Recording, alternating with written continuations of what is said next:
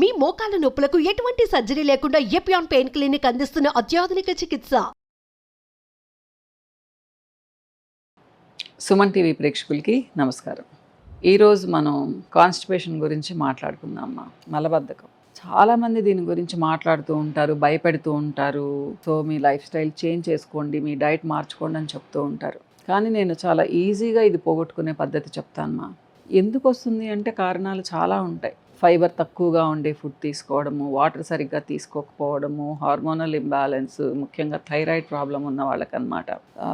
తర్వాత వచ్చేసి stress tension ఎక్కువగా ఉండడము, హెరిడిటరీ పైల్స్ కంప్లైంట్ ఉండే వాళ్ళకి, ఎవరైతే కారం మసాలాలు ఎక్కువగా తింటారో వాళ్ళకి, బేకరీ ఫుడ్స్ ఎక్కువగా తింటారో వాళ్ళకి, సరిగ్గా నిద్రపోలేని వాళ్ళకి, మరి కొంతమంది 4-5 అవర్సే నిద్రపోతూ ఉంటారు, వీళ్ళకి కూడా ఎక్కువ వస్తూ ఉంటుంది. అలానే ఫ్రీక్వెంట్గా జర్నీ చేసే వాళ్ళకి, గంటల తరబడి కుర్చీలో కదలకుండా కూర్చునే వాళ్ళకి, ఇలా కారణాలు చెప్పుకుంటూ పోతే చాలా. కానీ మనకు కాన్స్టిపేషన్ ఉంది అన్నప్పుడు ఈ విషయాలు పాటించండి. ప్రతిరోజు మంచినీళ్ళు, ఎవరైనా ఆడవాళ్ళైనా మగవాళ్ళైనా మినిమం 2.5 గ్లాసులు నీళ్లు తాగండి. మీరు కావాలంటే ఉదయాన్నే గోరువెచ్చటి నీళ్ళు తాగొచ్చు, 1/2 లీటర్ నుంచి 1 లీటర్ వరకు. కానీ వేడి నీళ్ళు మాత్రం తాకండి. కానీ మీరు వేడి నీళ్ళు తాగాలి అంటే కాఫీ అంత వేడిగా చిన్నగా సిప్ చేస్తూ తాగాలి అంటే బ్రేక్ఫాస్ట్ చేసిన తర్వాత తాగండి అమ్మా. ఈ పాయింట్ మాత్రం గుర్తుపెట్టుకోండి. ఉదయాన్నే వేడి నీళ్ళు తాగితే చాలా నష్టం చేస్తుంది, స్టమక్ వాల్స్ దెబ్బతింటాయి. ఇకపోతే ఏంటి అంటే చాలామంది బరువు పెరుగుతామనే భ్రమతో చాలా తక్కువ తింటూ ఉంటారు. ఇలాంటి వాళ్ళకు కూడా వస్తుంది కాన్స్టిపేషన్ అన్నమాట.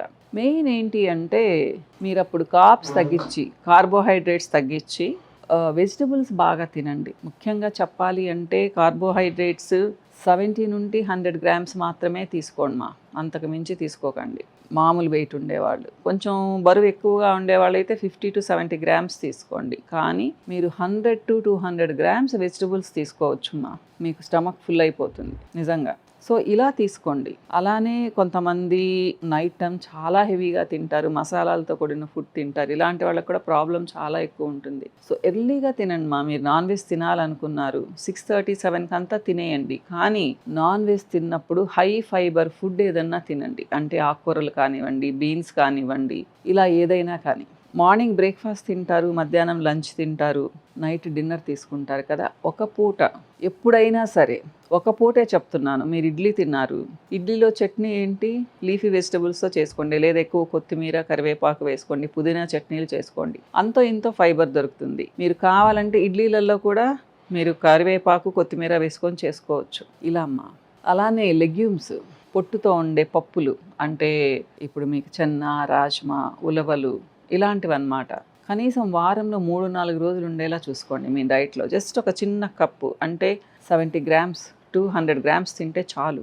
అంతకంటే ఎక్కువ తినాల్సిన అవసరంలా. మీకు అదే పొట్ట నిండిపోతుంది. మీకు ఇంకా కావాలి అంటే దాంట్లో కీరా, క్యారెట్ లాంటివి వేసుకొని తినచ్చు. ఇది కూడా చాలా మంచి ఫైబర్ని ఇస్తుంది.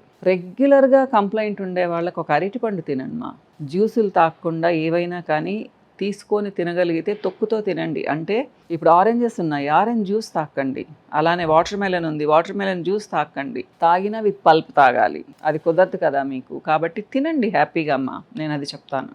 సఫిషియెంట్గా నిద్ర ఉండేటట్టుగా చూసుకోండి. కనీసం 6 to 8 అవర్స్ నిద్ర. మీకు నిద్ర తక్కువైతే కూడా కాన్స్టిపేషన్ చాలా ఎక్కువగా ఉంటుందమ్మా.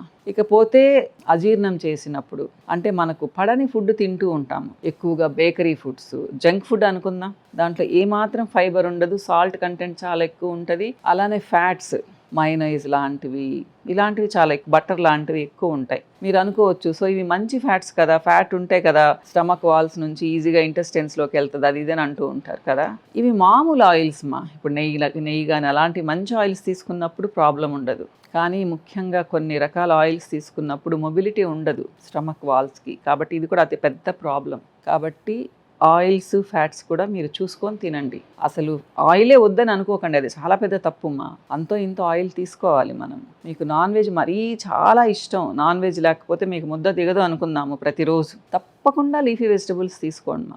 అంటే గోంగూర చికెన్, లేదా పాలకూరతో మటన్ ఇలాంటివి చేసుకుంటూ ఉంటారు కదా, ఏదో ఒక వెజిటబుల్స్ కూడా కలుపుకొని తినండి. లేదా అవి తినే ముందు వెజిటబుల్ సలాడ్ పెట్టుకొని తినండి. కాకపోతే కొంతమంది ఏంటి అంటే నాన్ వెజ్ తినకపోతే ఇంకేం ప్రోటీన్ తినాలి అంటూ ఉంటారు. పన్నీర్ ఉంది, టోఫు ఉంది, మీల్ మేకర్ ఉంది, గింజలు ఉన్నాయి, పల్సెస్ లెగ్యూమ్స్, ఇవన్నీ చాలా మంచి ప్రోటీన్ ఇస్తాయమ్మా మీకు.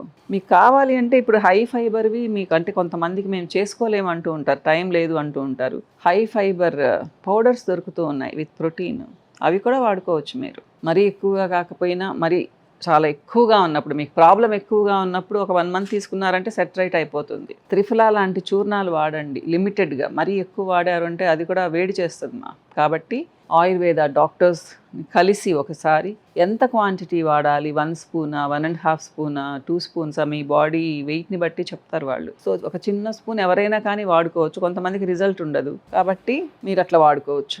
ఇకపోతే ప్రతిరోజు ఎవరైతే 1 hour వాకింగ్ చేస్తారో వాళ్ళకి అజీర్తి ఉండదు, అజీర్తి చెయ్యదు, లేదా కాన్స్టిపేషన్ ఉండదు. ట్రై చేసి చూడండి మా.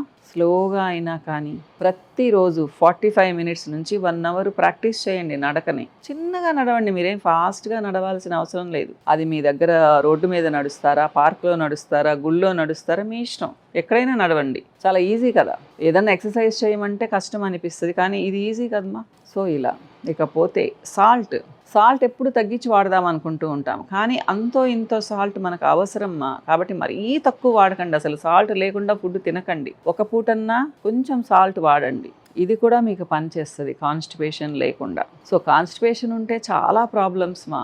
మీ హెయిర్కి, స్కిన్కి, హెయిర్ ఊడిపోవడానికి కూడా పెద్ద కారణం కాన్స్టిపేషన్ చెప్పుకోవచ్చు. మీ స్కిన్ మీద పింపుల్స్ రావడానికి, పిగ్మెంటేషన్ రావడానికి, డల్గా ఉండడానికి కూడా కాన్స్టిపేషన్ కారణమై ఉండొచ్చు. అన్నిటికంటే ముఖ్యంగా యాక్టివ్గా ఉండరు, మీరు డల్గా ఉంటారు కాన్స్టిపేషన్ ఉంటే. ప్రతిరోజు 2-3 సార్లు వెళ్ళాలంటారు, కనీసం రోజుకు ఒకసారన్నా వెళ్ళాలి వాష్రూమ్కి, బౌల్ మూమెంట్ ఉండాలి. అది కూడా లేదు అంటే ఆలోచించాలమ్మా. తప్పకుండా మీ డాక్టర్ని కలవండి, లేదా ఏ డాక్టర్ అయినా పర్వాలేదు, హోమియోపతి, అల్లోపతి, ఆయుర్వేదిక్, ఏ డాక్టర్నైనా కలవండి, వాళ్ళ సలహా తీసుకోండి, మంచి డైట్ ఫాలో అవ్వండి. ఈ ప్రాబ్లం నుంచి బయటపడవచ్చు, మీరు కూడా హ్యాపీగా ఉంటారు. ఆ సంతోషం మీ మొహంలో తెలుస్తుంది. కాన్స్టిపేషన్ అయినప్పుడు మన మొహం వేరేగా ఉంటుంది మా, గమనించండి. కాబట్టి మీరు సంతోషంగా ఉండాలంటే కూడా మీ కాన్స్టిపేషన్ లేకుండా ఉండాలి.